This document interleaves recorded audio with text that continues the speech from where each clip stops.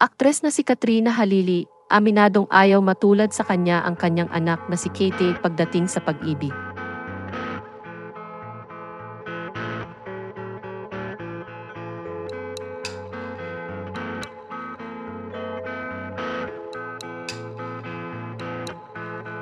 Napapanood ang aktres na si Katrina Halili bilang si Emma sa GMA Afternoon Prime series na Mommy Dearest.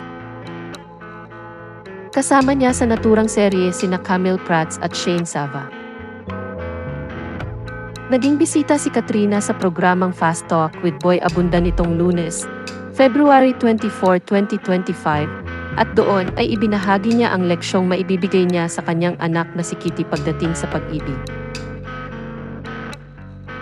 Sinabi ng aktres sa panayam sa kanya ni Boy Abunda na ang unang ituturo niya sa kanyang anak ay love yourself muna. Ayon sa kanya, ayaw daw niyang matulad ang kanyang anak sa kanya na naghanap ng pagmamahal mula sa maling tao at sa maling pagkakataon. Anya, kasi nga po feeling ko, wala akong sinabi, baka magalit mama ko. Feeling ko lang, hindi ako love, pero love ako ng nanay ko with actions, hindi salita, di ba po? Feeling ko, so hinanap ko yung love sa labas. So ayaw kong ganoon ang maramdaman ng anak ko. Kailangan sa akin niya maramdaman yung love, hindi niya hanapin kung kani-kanino. Pagdating ng panahon na liligawan na ang kanyang anak, sinabi ng aktres sa naturang panayam na hindi dapat kalimutan ng anak niya ang respeto sa sarili. Si Kitty ay anak ni Katrina sa dating jowa niyang si Chris Lawrence.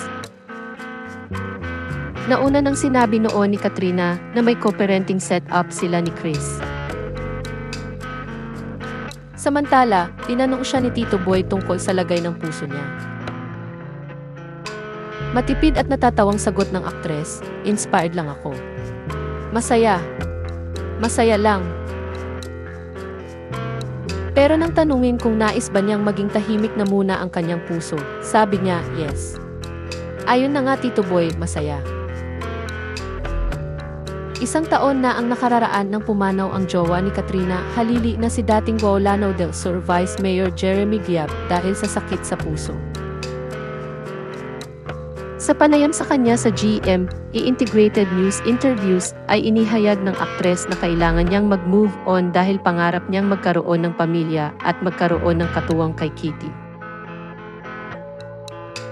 Bagamat walang binanggit na pangalan si Nelson Canlas, tinanong niya si Katrina kung sila na nga ba ng taong napili nito. Tanging sagot ng aktres, basta happy lang. Happy lang kami. Walang label, basta happy lang.